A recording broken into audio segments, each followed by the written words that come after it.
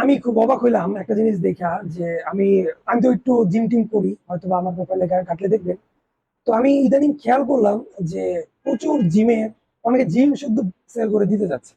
আমি কয়েকজনের সাথে কথা বললাম যে ভাই, জিম সেল করতেছেন কেন? তারা বললো কি জানেন, যে জিমটা সেল করতেছে রিজন হচ্ছে যে আমরা জিম থেকে না ভালো টাকা ইনকাম করতে পারতেছি না। ইলেকট্রিক্যাল বিল, ফ্লোরের ভাড়া, ঠিক আছে, মানে আরো যে জিনিসগুলো ওই তুলনায় মেম্বাররা টাকা দিতে যাচ্ছে না। তো কেন এরকমটা হচ্ছে? 2010 থেকে 2012 সালে আপনি যদি জিমে যেতেন, আমি অবাক হয়ে যেতাম। জিমে পুশ আপ দেওয়ার জন্য লাইনে দাঁড়াইতে হইতো। 5 জন পুশ আপের পরে আমি একজন দিতে পারতাম। চিন আপ দেওয়ার জন্য আমাকে 5 জন 6 জনের পরে দাঁড়াইতে হইতো, তারা চিন আপ দিত, তারপর আমি দিতাম।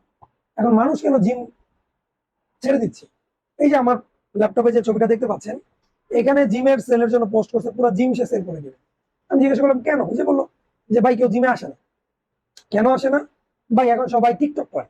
এখন টিকটকার মামুন, টিকটকার ওই যে কি, ওই মাকে কদো মাদার ডেটে নয়, মানে এরকম কিছু বস্তির কিছু পোলাপান আছে, বাজে বাজে কন্টেন্ট তৈরি করে, মানুষ ওগুলাতে মজা পায়।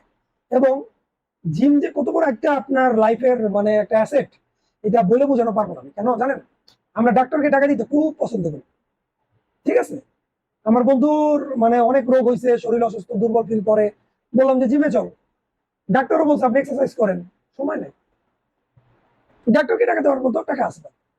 তো আপনি যদি দিনে ধরেন আপনার সপ্তাহে সময় একদমই নাই, আপনি ট্রাই করেন যে অ্যাটলিস্ট ছোট ছোট কিছু জিমের প্রোডাক্ট কিনে, 2-3 হাজার টাকার প্রোডাক্ট কিনে আপনি ঘরে জিম করেন। ইউটিউবে হাজার হাজার জিমের টিউটোরিয়াল আছে, দেখে দেখে করেন না।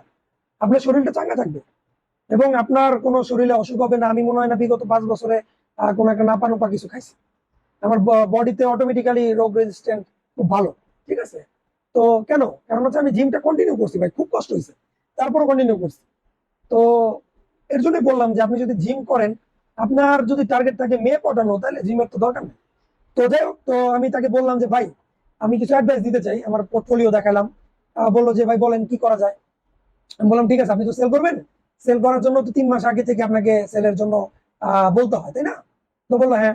আমি বললাম ঠিক আছে, আপনার জিমটা আমি দেখি। তো দেখে মনে হলো যে 3 মাসে এই জিম সেল হবে না, টাইম লাগবে। আমি একটা রিস্ক নিলাম আর কি। ওই রিস্ক খেত ইস খেত। আমি রিস্ক নিলাম, বললাম যে ঠিক আছে, আপনি কি করবেন, জিমে কয়েকটা মেয়ে আনবেন, ঠিক আছে, লেডিস একটা কর্নার খুলবেন, এবং ওই যে লেডিস এবং জেন্টস, ওদের জন্য একজন ছেলেকে ভাড়া করবেন যে মাত্র ফটোগ্রাফি শুরু করছে। তাকে দিয়ে একটা ছোট্ট একটা বুথের মতো বানাবেন, গ্রিন স্ক্রিন টিন স্ক্রিন যা লাগে আমি দিব। আপনি ওইখানে ওদের ফটোশুট করবেন। মানুষকে বুঝাইতে হবে যে যে বডি বিল্ডার, সেও টিকটক করতে পারে, সেও মানে রিলস বানাইতে পারে, এবং ভালো ভালো রিলস বানাইতে পারে, কনসেপ্ট আমি দিয়ে দিচ্ছি। তো তখন কি হয়েছে, সে তার ওইখানেই করছে, এবং আমি তাকে বলছি করে বুস্ট করে। মানুষকে এখন হঠাৎ করে আপনি আনতে পারবেন না। আপনি বুস্ট করেন, বুস্ট করে আপনি এই জিমটাকে সুন্দর করেন। আমার কথা অনুযায়ী সে কিছু কাজ করলো, যেহেতু আমার আগে পরিচিত ছিল। এবং 3 মাসের মাথায় যখন সে ছেড়ে দিবে, ওই মুহূর্তে দেখা গেল তার মেম্বারশিপ ছিল 250, সেখান থেকে ইনক্রিজ হয়েছে 1000। রিজনটা কি জানেন?